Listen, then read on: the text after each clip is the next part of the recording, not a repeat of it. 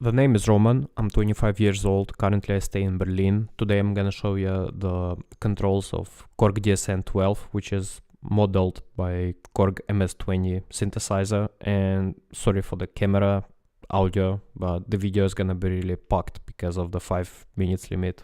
Let's quickly go through the sections. The first column on the left, these 3 knobs, is called pitch section, and the knobs are octave, portamento, and envelope generator intensity. Let's start with the octave. This one pretty obvious. The lower you set it, the lower the frequency of oscillator is. Then the portamento is a bit trickier. It shows the amount of transition between 2 notes. So I'll switch to the keyboard view now, and the portamento is 0, so no portamento effect. And then we increase portamento. The next one is envelope generator intensity, and the envelope generator is this ADSR section here, so we'll take a look at that later. The next one I would like to go really quick is this VCA section, so it has 2 knobs. Level is just your amplitude. We may think of this as a volume knob. And then this drive one, another amplitude.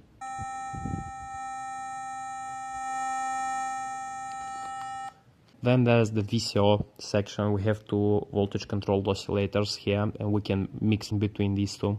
So I'll set this balance knob to use only VCO 1 at the moment. So we have the sine wave, saw, pulse wave, and noise. And then on VCO 2, again we have a sine wave, a saw, a pulse wave, and a different noise. The knob below VCO 1 is the pulse width. We only have this sort of control for the VCO 1. Then let's try to mix 2 different oscillators, so like a saw here and a pulse on VCO 2.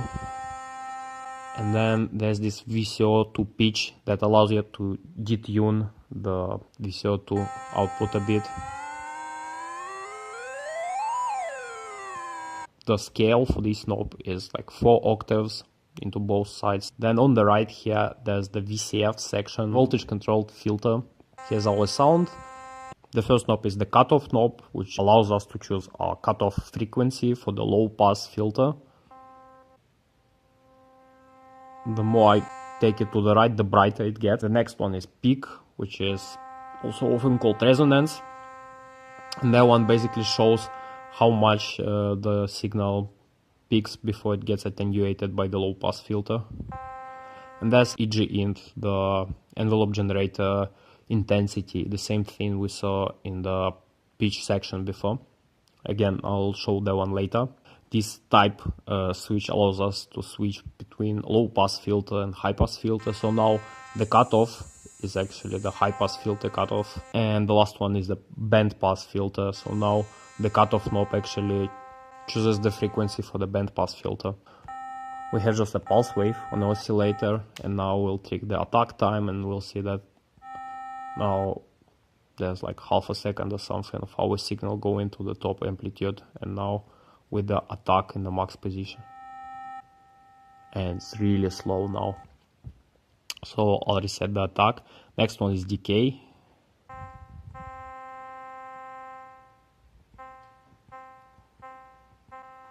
So the next one is sustain, and shows us how long the signal stays in this sustained shape. And the last one is release.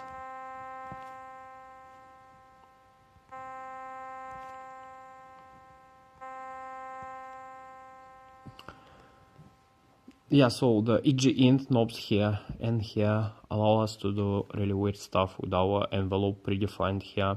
So I'll just sweep through it while holding the B note, and see here it works a bit like resonance filter, resonance knob. And the EG-int here in the pitch section, another sort of octave knob, but without fixed positions. So these allows you to detune your initial oscillator pitch completely.